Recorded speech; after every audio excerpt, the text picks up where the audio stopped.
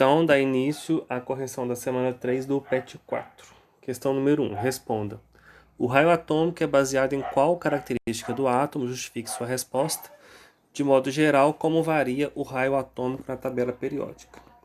Bom, o raio atômico, a gente considera o átomo, né, como se fosse uma esfera, né, um formato esférico, onde você tem o núcleo e a eletrosfera, e esse último nível de energia seria só a ponta da sua esfera. E o raio é a distância do centro do átomo, que é a distância do núcleo, até esse último nível preenchido por elétrons.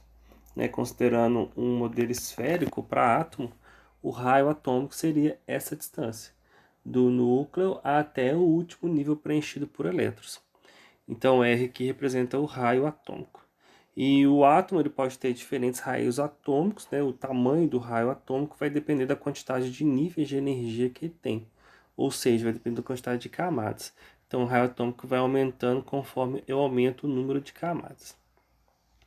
Então, para a letra A, o raio atômico é uma relação entre a quantidade de prótons e de elétrons distribuídos nas camadas energéticas.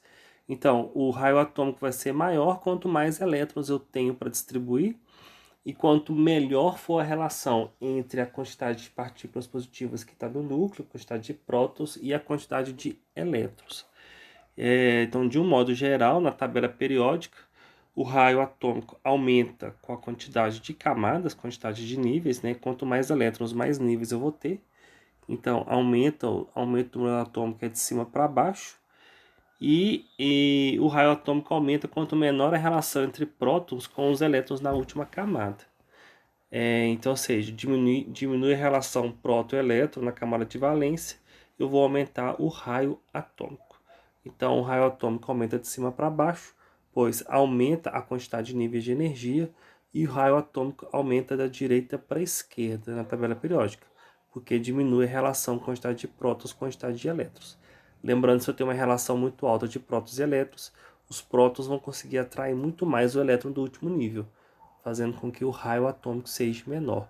Se eu tenho pouco elétrons no último nível, eu vou ter uma relação próton-último elétron-último nível menor.